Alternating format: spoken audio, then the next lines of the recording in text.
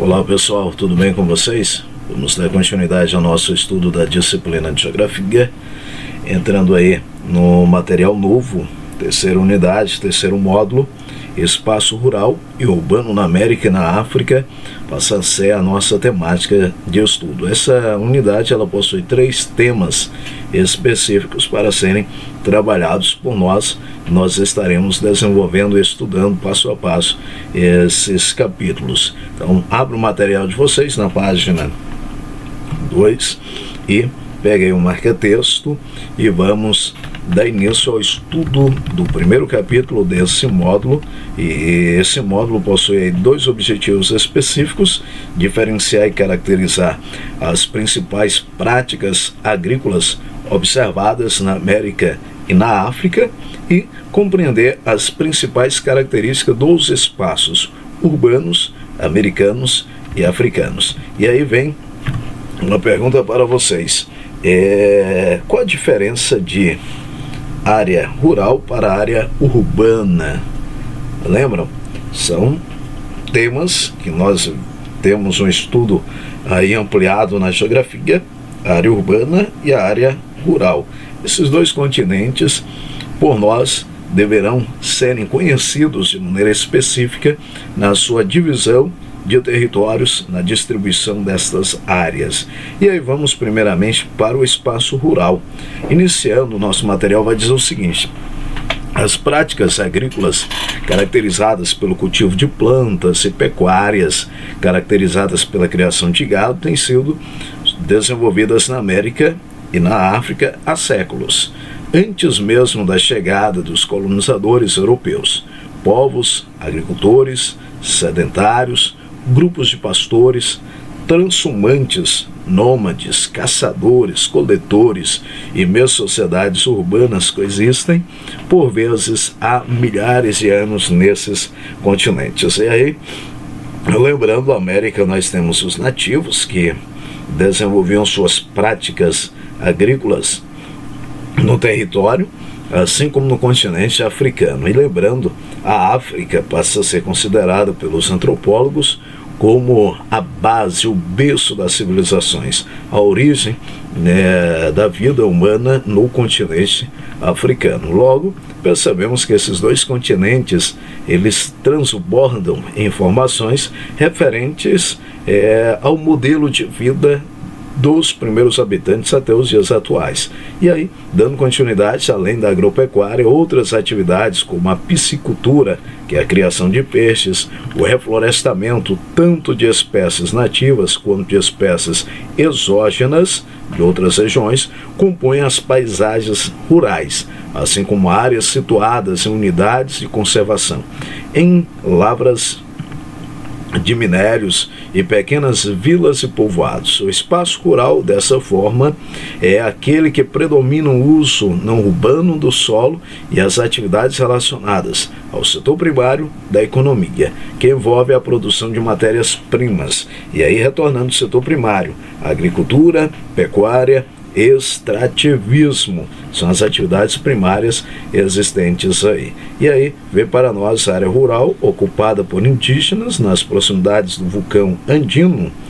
E aí nós temos do outro lado o pastor da etnia Maasai em savana africana, Tanzânia.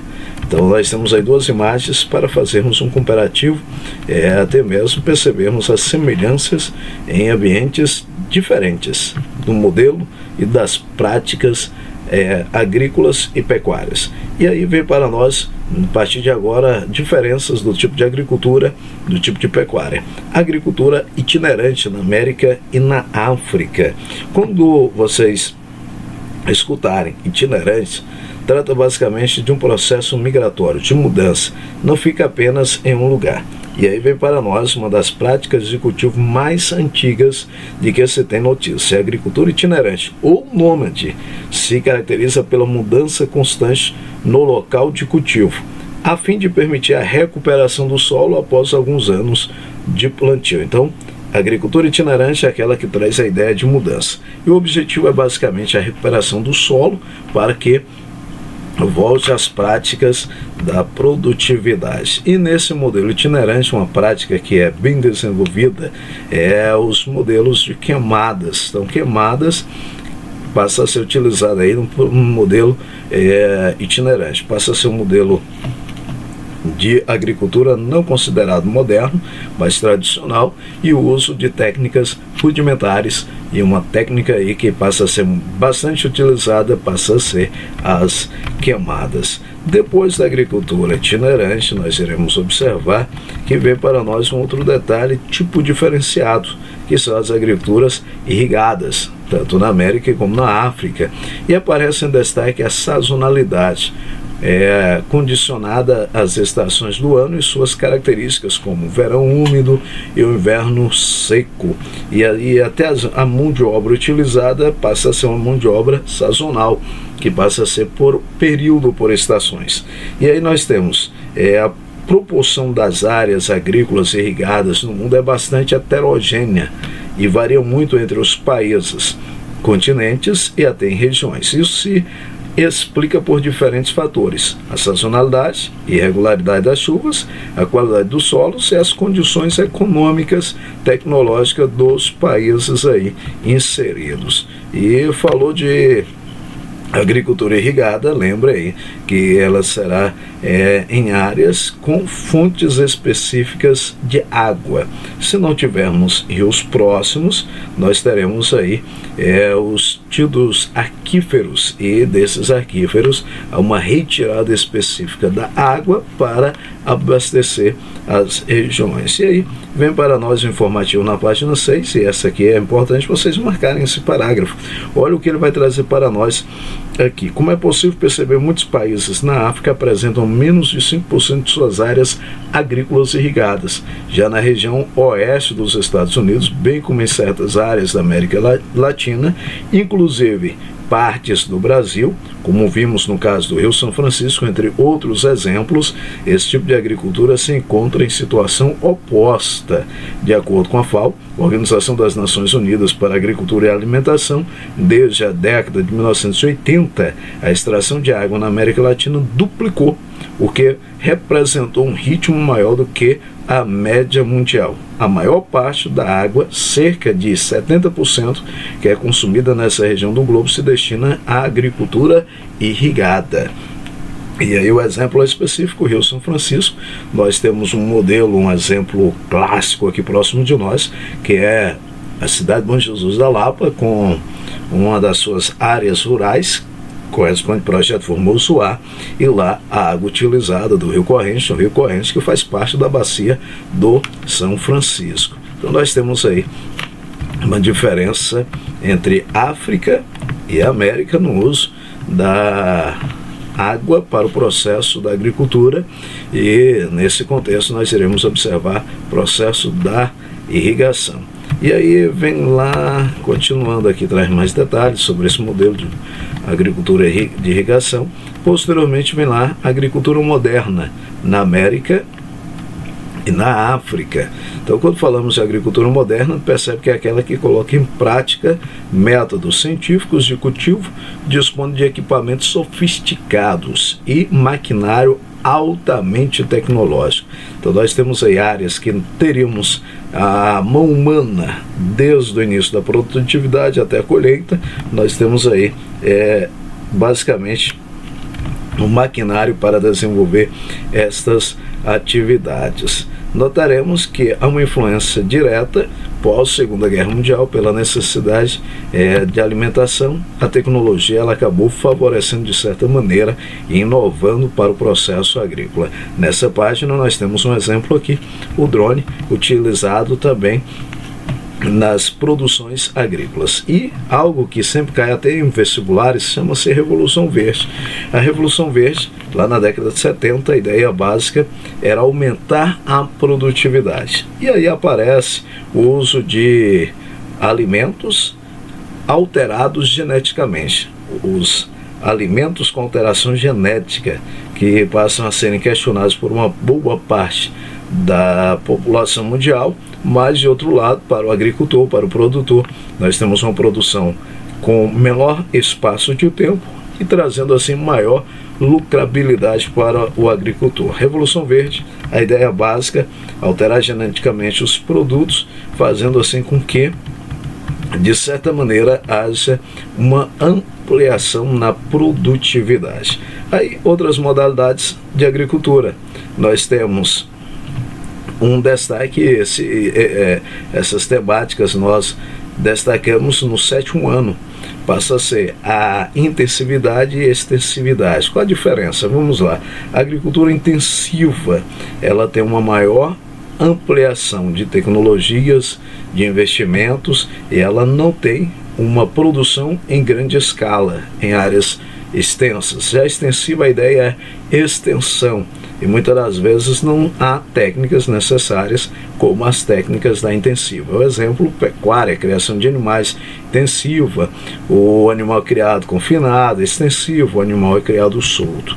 E aí vem o agronegócio, destaque no mundo, e o Brasil passa a ter um destaque fundamental na produção mundial, lembrando que o Brasil é um dos maiores produtores, sempre em destaque em contextos globais. Voltando à pecuária intensiva e extensiva, olha o exemplo aí para nós, aqui animais confinados e aqui animais soltos. Aqui, como já tem um destaque, escrevam ao lado, importante para o conhecimento, pecuária extensiva e intensiva. Temos ainda algumas ações fundamentais relacionada ao extrativismo em áreas rurais. E aí vem madeira para papel e celulose, destaque Brasil e Estados Unidos, principalmente Canadá, com base na extração da madeira da floresta boreal, ou floresta fria boreal norte. Seringueira, países amazônicos como Colômbia, Equador, Brasil, Bolívia, Peru, e países da África Equatorial, na floresta do Congo. Então a extração também seringueira. Castanha do Pará, açaí, guaraná, babaçu, coco, palma, dendê, pronto. A África e a América Latina, pesca principalmente na costa do Pacífico, nas águas do Peru, do Chile, do Equador, dos Estados Unidos. Então temos aí as riquezas do contexto agrícola ou área rural e as ações que são desenvolvidas tanto no Brasil como aí na América como na África. Aqui temos Organize as Ideias. Esse aqui, como está visível, e eu peço que vocês acompanhem bem, nós temos 7 tipos diferentes aí ligados à agricultura ou no contexto rural. Temos a agricultura itinerante, a agricultura de irrigação, a agricultura de precisão, a agricultura moderna, a agricultura familiar, agricultura patronal, civicultura, turismo rural, ecoturismo. Então cada uma delas tem lá suas características fundamentais e específicas. Então vamos lá para a agricultura familiar número 5.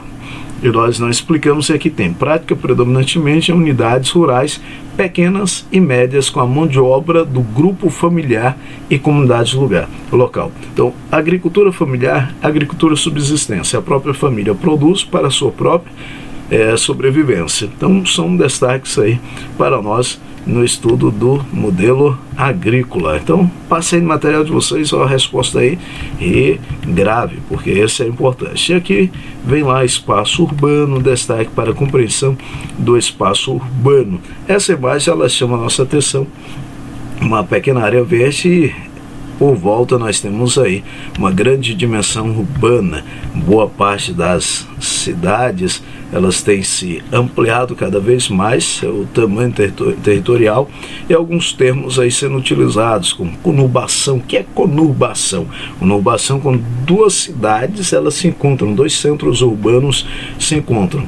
No sudeste do Brasil nós temos esse destaque e é tanto que o nosso material vai trazer Rio de Janeiro, São Paulo, Campinas, estão áreas mais no litoral, perceberemos a proximidade e a grande dimensão de pessoas existente morando nessas regiões. Na América nós temos destaque ainda, Estados Unidos com grande número de habitantes, México, a cidade do México passa a ter uma grande dimensão de pessoas. Então são destaques aí nesse contexto de áreas urbanas. Mas vamos ampliar cidades globais, também trazendo aí exemplo da África. Então nós temos, Estados Unidos, olha o tanto, Chicago, Nova York, Los Angeles, São Francisco, Washington, Miami, e aí vai.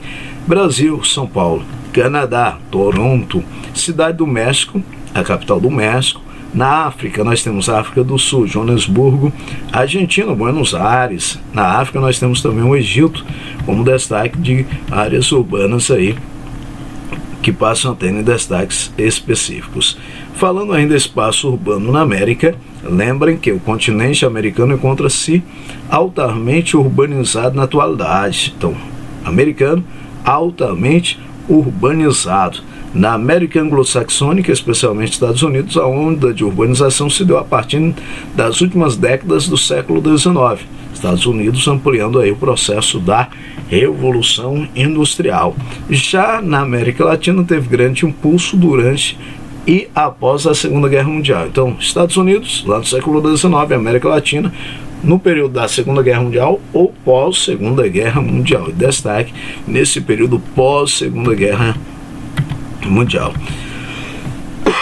E aí vem para nós. E se falarmos da África, o que podemos aí ampliar da África? Da África, nós iremos encontrar que a boa parte da população dos países passam a serem países rurais. Então, é um contexto aí a observarmos. Nós iremos pararmos por aqui. A atividade da página 18 desenvolvam. Forte abraço para vocês e dúvidas, nós estamos à disposição. Valeu, galerinha!